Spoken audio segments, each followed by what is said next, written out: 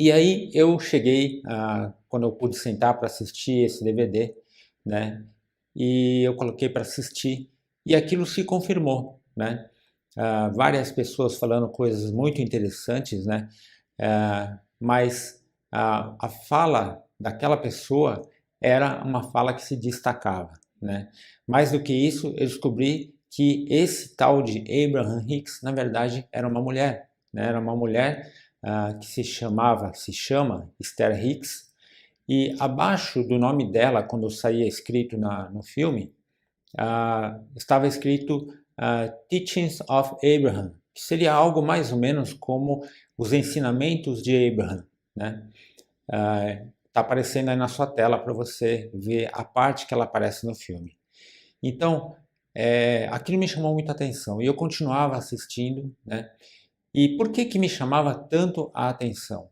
Porque eu tinha certeza, né, não sei te explicar como, não me pergunte que eu não vou saber explicar como, mas eu tinha certeza que tudo que ela falava não vinha dela. Eu tinha certeza que ela era como se ela estivesse falando por uma outra pessoa. E assim, se você assistiu o filme ou leu o livro, você sabe que tem muita gente boa que participou daquele filme, né? Então, tinha o Jack Canfield, né, a Lisa Nichols, né, o Joe Vitale, tinha o Bob Proctor, entre outras pessoas. Então, tinha muita gente boa lá. Mas a Esther chamava a atenção, as coisas que ela falava era diferente, né? Eu, de novo, não sei explicar, mas para mim era diferente. Eu percebia isso com muita nitidez. Então, assim, eu assisti esse filme várias vezes, né? E todas as vezes que eu assistia, para mim era algo diferente quando ela falava. Tinha alguma coisa a mais, né? Era como eu disse, como se não fosse ela que estivesse falando. E é claro que eu nunca falei isso para ninguém naquela época, senão ia todo mundo achar que eu estava louco, né? Então eu simplesmente fiquei com essa percepção guardada para mim.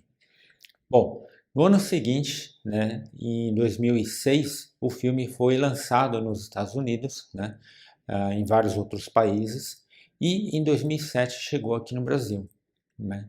E quando chegou aqui no Brasil, eu fiquei muito animado, achei muito legal e eu queria comprar o filme, né? Porque eu queria por dois motivos. Primeiro, que a imagem do filme que eu tinha ganhado, ela não estava assim muito boa, ela não estava em uma resolução, né, em alta resolução.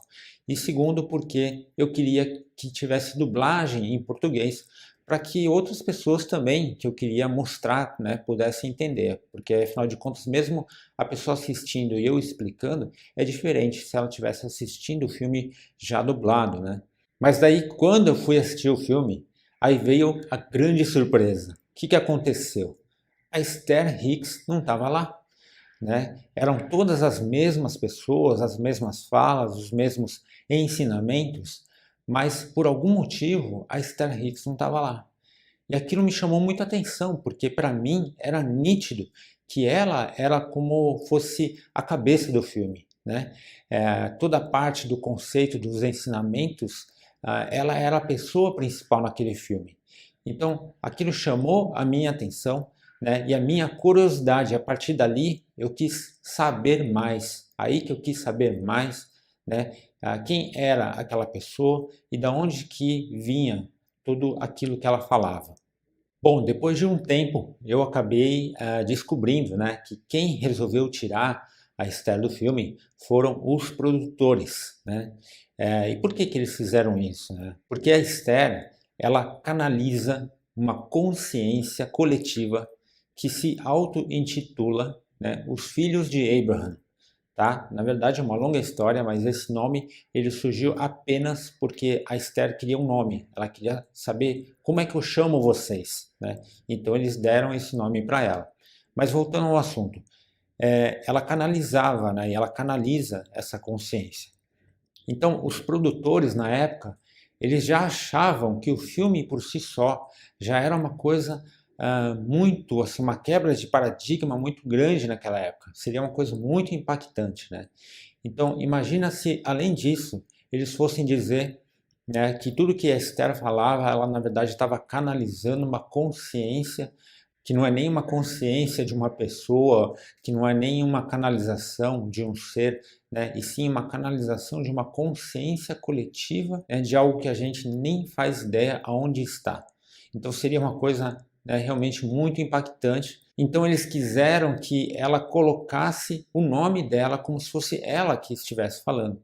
E ela nunca quis isso, né? Ela sempre disse que não é ela quem está falando. Quando ela canaliza, quem está se manifestando são os Abraham, né? E então eles ficaram nesse impasse. E dessa forma os produtores resolveram tirar a Esther Hicks do filme. Acontece que a essência do que se trata, a lei da atração, vinha exatamente dela, né? Então, assim, é claro que eles mantiveram as falas, né? Colocaram outras pessoas para falar coisas parecidas, né? Mas para mim, que eu tinha assistido o filme original, era diferente. Nesse ano de 2007, comecei a procurar muita coisa sobre os Abraham Hicks, né? E eu descobri muita coisa também. Entre elas, eu descobri que eles começaram a fazer esse trabalho de divulgação da lei da atração em 1985, né? E que eles se denominavam Abraham-Hicks, né? Porque era um trabalho conjunto entre a Esther e essa consciência, né? Na verdade, era um trabalho conjunto entre a Esther com o marido dela, Jerry Hicks, e essa consciência que se chamava Filhos de Abraham. Então eu descobri que eles faziam palestras e eventos, né, para divulgar esse trabalho, né, e para que pudesse expandir cada vez mais o ensino sobre a lei da atração para outras pessoas. E foi inclusive num desses trabalhos, num desses eventos, que a Rhonda Byrne conheceu a Esther Hicks e o Jerry Hicks, né, e dali que começou a ideia do filme O Segredo. Ou seja, 21 anos antes do filme O Segredo, a Esther Hicks e o Jerry Hicks eles já trabalhavam para ensinar sobre essa lei para muitas pessoas. E você tem noção do que é isso? Se a gente parar para pensar nos anos 80, a gente tinha que tomar cuidado até para elogiar Chico Xavier, né, de tanto que era restrito, de tanta resistência que existia a respeito de assuntos que eram considerados místicos ou assuntos que eram considerados, não sei, espirituais, enfim.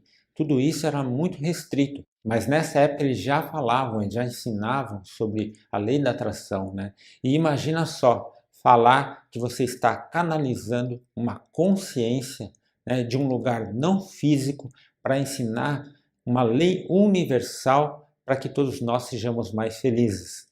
E de lá para cá, eu vim acompanhando, lendo, estudando muita coisa sobre os Abraham Hicks, né? Inclusive, lá atrás, em 2007, eu fiz um projeto de 10 anos, né? Eu projetei muitas coisas, né, baseado nesses ensinamentos, e em 2017, né, absolutamente tudo o que eu havia projetado aconteceu.